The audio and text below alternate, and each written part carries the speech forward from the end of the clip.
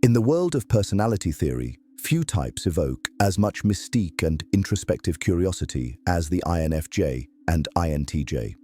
Bound together by their dominant function, introverted intuition, they appear at first glance to be kindred minds, strategic, visionary, perceptive in ways that often unsettle others. These are the people who walk into a room and immediately sense its undercurrents, who can chart the long-term consequences of a single action with eerie precision. They are admired for their intellect, their depth, their restraint. But beneath the surface of these seemingly controlled minds lies something else, something Jung warned about, and something even they often refuse to acknowledge until it is too late. If reflections like these speak to your own undercurrents, quietly tap subscribe so the next layer arrives without the algorithm shouting for attention. The danger is not in their intelligence. It is in what happens when that intelligence turns inward, not as a source of wisdom, but as a weapon sharpened by emotional neglect and quiet disillusionment. INFJs and INTJs both carry within them an unconscious tension between vision and vulnerability, structure and surrender, control and collapse. This tension, when left unexamined, becomes the breeding ground for their shadow, a psychological inversion of their most cherished traits. And when that shadow breaks loose, it does not do so with fanfare or external chaos. It slips out in silence, in sudden detachment, in the cold logic of an INFJ who no longer wants to feel, or the bitter eruption of an INTJ who has lost all faith in their own control. Carl Jung described the shadow as everything the ego does not wish to identify with, everything it represses, disowns, or buries beneath layers of intellect, politeness, or stoic resolve. And then he offered a warning that feels tailor-made for nigh-dominant minds.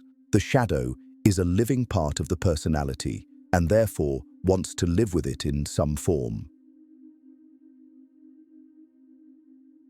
For the nigh psyche, the shadow is not merely a seller of crude impulses, it is, more dangerously, the subtle reversal of an internal compass. It is the INFJ losing faith in the redemptive power of connection and retreating into surgical judgment.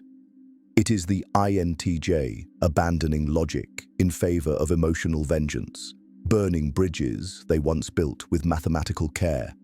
In both cases, the collapse is not loud, yet it is devastating. To grasp the gravity of this transformation, we must first move past typology cliches. The INFJ is not simply a gentle empath, nor is the INTJ merely a calculating mastermind. Both are far more nuanced. The INFJ is a moral strategist, one who uses intuition to foresee not only what will happen, but what should happen. Their auxiliary extroverted feeling guides them toward ethical harmony, often propelled by a belief that people can, and ought to, be better. The INTJ, by contrast, is a structural visionary. Their nigh sees the map, the long arc of change, while their auxiliary extroverted thinking brings it to implementation. They may be terse with emotion, but they are not cold. Their tertiary fire burns beneath the marble, supplying the heat that powers every calculation. Herein lies the hidden cost. Each type builds an identity around being in control of mind, of mood, of position. Because they so often succeed, they mistake suppression for strength. They learn to silence parts that feel unpredictable or overly tender. Chaos is avoided not by confronting it, but by intellectualizing it into irrelevance. Yet the psyche is a debtor that never forgives a missed payment. Eventually, the emotional system demands to be heard, and it does not whisper, it erupts, or worse, it freezes.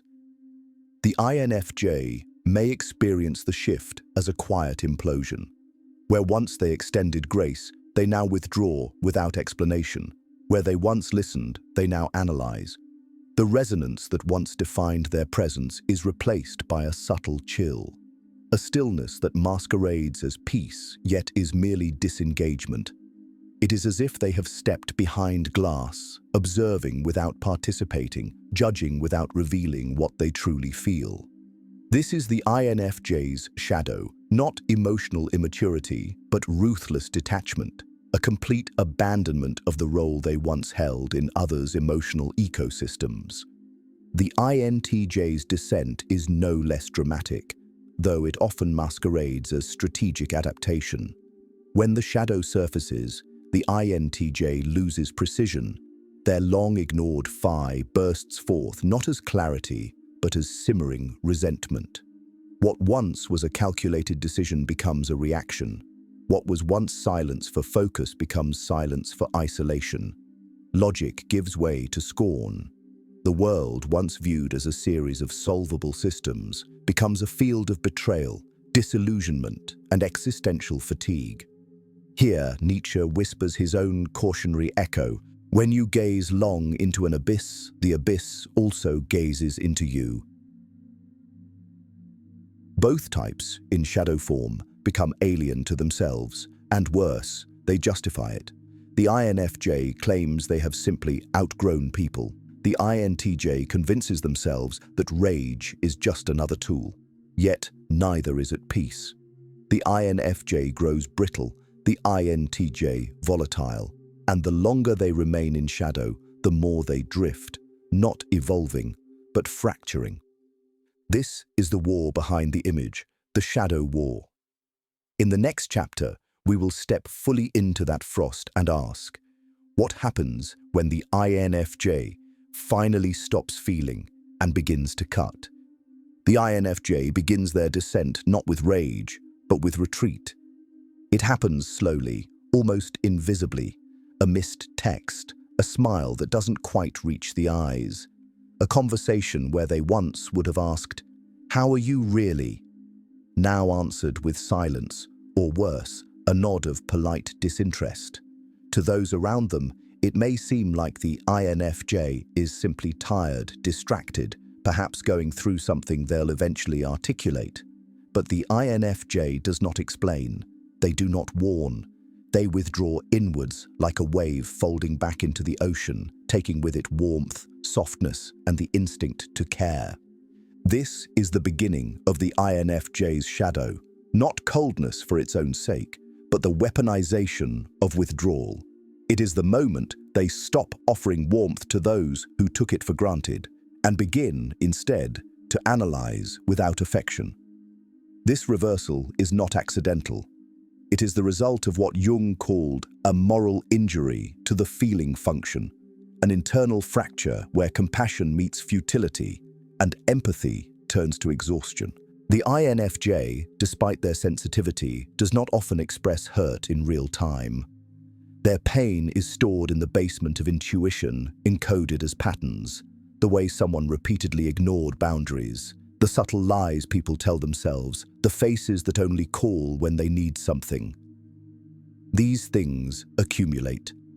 And when they reach critical mass, the INFJ doesn't explode, they disappear. But they don't vanish in confusion or fragility, they vanish with clarity. Everything that irritates us about others can lead us to an understanding of ourselves. Carl Gustav Jung. But in this state, the INFJ is no longer interested in understanding. They become the quiet executioner, a figure who says little but sees everything, whose judgments are silent and final, whose detachment is surgical, not spiteful. The same intuitive depth that once searched for meaning now scans for patterns of betrayal. What was once an instinct to connect becomes a hyper-awareness of manipulation. The INFJ begins to treat people not as mysteries to be known, but as systems to be decoded and discarded. It's important to understand that the INFJ doesn't reach this state lightly. Their warmth is not a performance. It is a natural consequence of seeing into others and believing they are still redeemable. But when their emotional offerings are consistently ignored, misread, or drained without reciprocity, a protective instinct activates. That instinct is not loud, but it is absolute. The INFJ stops explaining themselves because they have concluded that explanation is a form of begging, and they have begged for understanding long enough. Emotionally, the INFJ becomes airless, not because they feel nothing, but because they've buried everything too deep to access. They still notice the pain of others, but they regard it with detachment, even quiet resentment. Their fey, once externalized through caretaking, now turns inward and calcifies. It becomes a cold moral calculus. You had my empathy. You used it. That transaction is over. To those who know them well, this phase is eerie. The INFJ still shows up, still functions, still responds, but something human has slipped out of the frame. Their gaze is distant. Their words are minimal. Their presence feels like a question with no punctuation.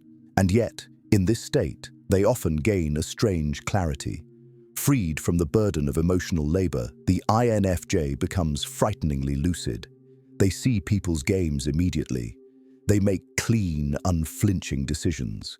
They no longer hesitate to sever ties or say no, or walk away mid-sentence. Ironically, this is when others may begin to realize just how much warmth the INFJ used to bring. Only when it is withdrawn does the full shape of it become visible. But by then, the INFJ is long gone, physically present perhaps, but emotionally frozen. They have stepped out of the relational system, and what remains is a strategist wearing the mask of a saint.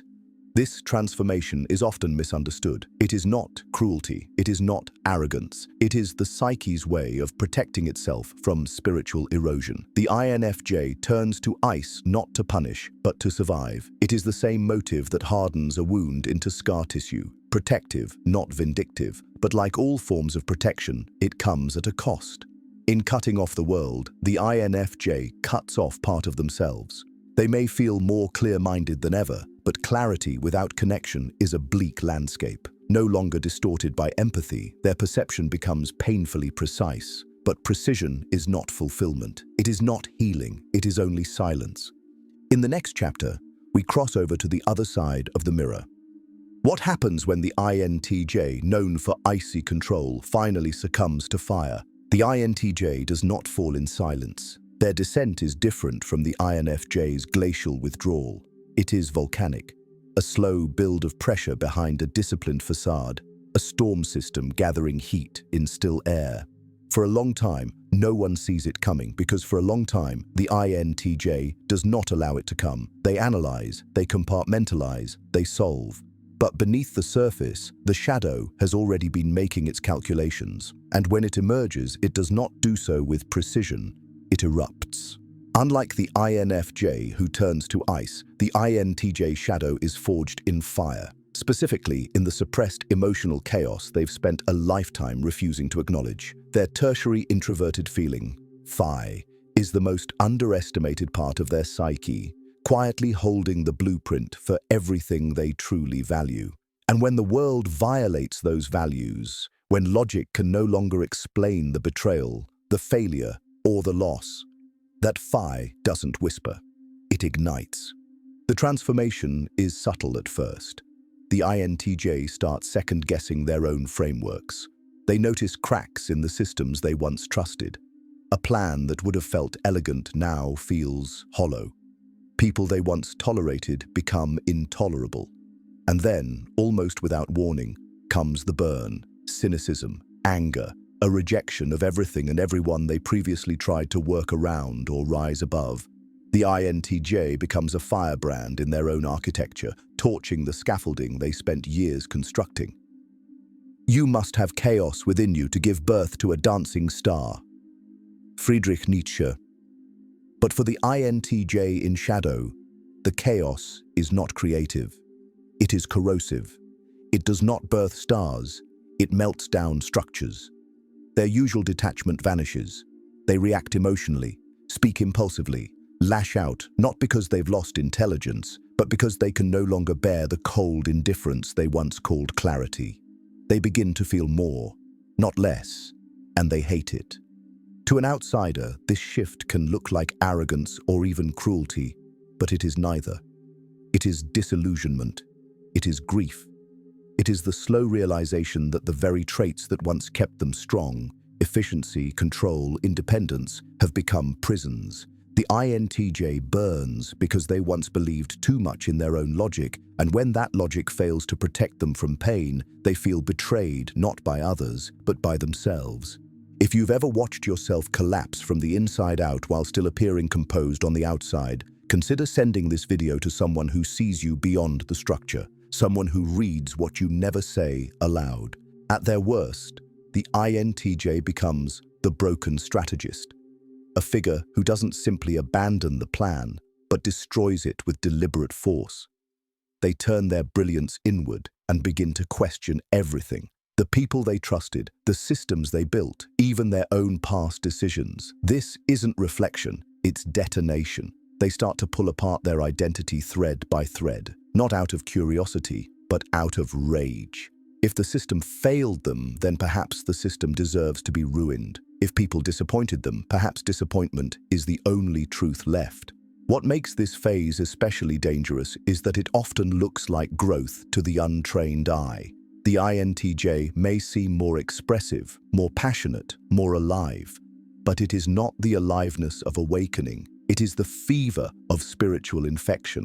Their internal logic has turned to poison, and yet they drink it anyway, because it still tastes familiar. The INTJ may justify their actions with language that sounds noble. I've had enough. I'm done compromising. I'm just being honest now. But beneath the words is a wound, a psychic injury to the core belief that intellect is immunity. And once that illusion dissolves, the INTJ is left standing in a burning cathedral of their own making, clutching the blueprints of a future they no longer believe in.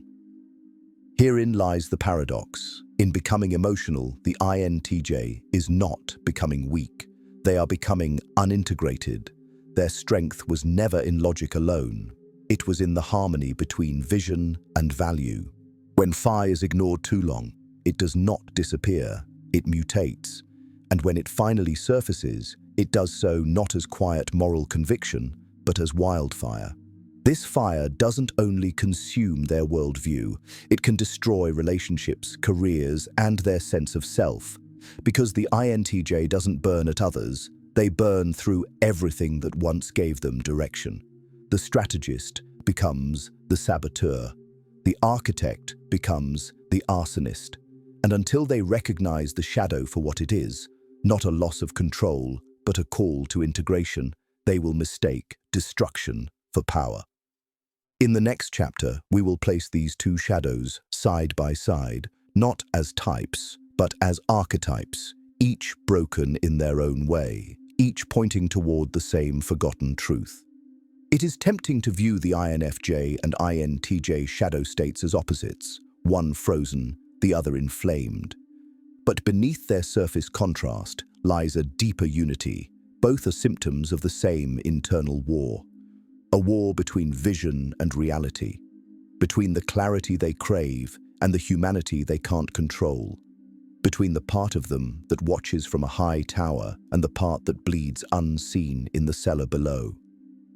The INFJ's shadow emerges through emotional fatigue, a subtle and cumulative erosion of faith in others. Their kindness, once extended generously, becomes strained. Their intuitive insight, once used to support and understand, now scans for threat. In contrast, the INTJ's shadow ignites through emotional violation when their values are trampled or their systems collapse. What began as a strategy becomes an inquisition. What was once a shield becomes a sword. Both types believe at some level that they are safe from chaos because they understand it. But understanding is not protection. And so, when chaos finally arrives, not as noise but as betrayal, heartbreak, failure, they are left staring into the remains of their own architecture. The INFJ builds a wall of silence and moral distance. The INTJ lays waste to every structure they can no longer control. The expressions differ. The wound is the same. Carl Jung once wrote, "Until you make the unconscious conscious, it will direct your life, and you will call it fate." This is the shadow's most insidious trick. It masquerades as destiny. The INFJ tells themselves they've simply matured past needing connection. The INTJ convinces themselves that trust is weakness. But in both cases, it's not clarity speaking, it's injury wearing the mask of wisdom. The INFJ in shadow doesn't lose emotion, They lose faith in the purpose of expressing it. They become exacting, critical, cold, not because they are cruel, but because they have learned to equate warmth with being used. Meanwhile, the INTJ in shadow doesn't lose logic. They lose the will to maintain it. Their thoughts unravel into endless counterpoints and moral arguments, all infected by the anger they won't name. Both of them, at their worst, become strangers to their strengths. The INFJ stops healing and starts judging. The INTJ stops building and starts burning. But neither is truly expressing their full self. They are expressing what happens when the psyche revolts against the burden of being the strong one for too long. Here, the mirror turns. The INFJ sees in the INTJ what they could become if they let anger define them. The INTJ sees in the INFJ what they risk becoming if detachment becomes permanent. They are not opposites. They are what happens when introverted intuition fractures in different emotional climates, one in ice, the other in flame. This war within isn't just psychological, it is spiritual, because at the heart of both breakdowns is the same question. Do I still believe there's something worth building? Do I still believe people are worth the effort? When either type answers no, the shadow takes over, not in a moment of weakness, but in the false certainty of emotional exhaustion. And so they drift, quietly, eloquently, tragically, away from who they were when they still had hope. But this isn't the end of the road. The psyche revolts not to destroy, but to demand reintegration. And this war can be ended, not by force, but by listening to what the shadow is trying to say. That's what we'll explore next. In the final chapter, we look toward resolution, not a return to the persona, but a step beyond it.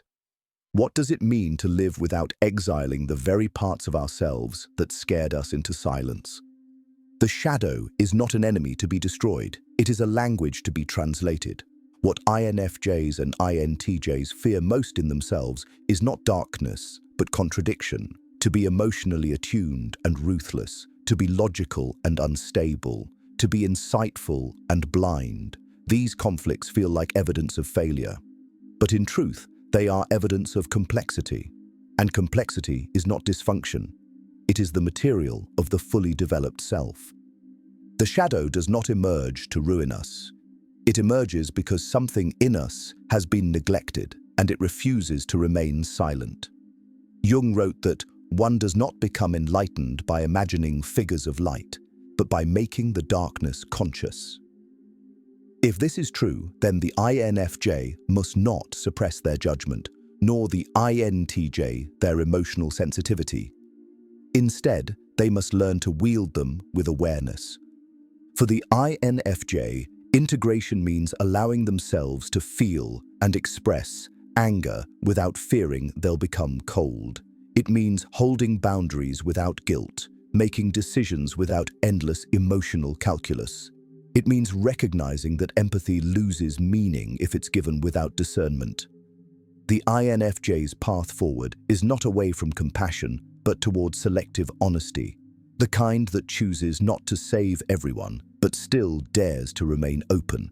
For the INTJ, integration means acknowledging their emotional world, not as a threat to logic, but as its necessary complement. It means admitting when a plan was rooted in fear rather than insight. It means letting people in not just as allies to strategy, but as mirrors to inner truth. The INTJ's path forward is not a surrender to feeling, but a rebalancing. Logic illuminated by values, execution guided by conviction. This is not easy work. It is not glamorous. No one will applaud you for integrating your shadow, and the world will not slow down to give you time. But this is the quiet revolution, the one that does not require explosions or reinvention, only the courage to meet yourself in the places you were once told to hide. And when this work is done, not finished but truly begun, you will not return to who you were before the fracture. You will become something else entirely, something honest, something whole. The privilege of a lifetime is to become who you truly are. Carl Jung. What must die in you so that something higher can live? That question is not meant to be answered in this video. It is meant to follow you, to whisper beneath your decisions, to shape your silences, to remind you that the self is not found in any single function or archetype, but in the lifelong act of reclaiming your complexity. If this series has echoed something unspoken in you, quietly like or save it, not to reward the creator, but to remind yourself to come back when the shadow stirs again. And if you want to continue this descent into the deeper layers of the INFJ and INTJ psyche, the next journey begins when you're ready.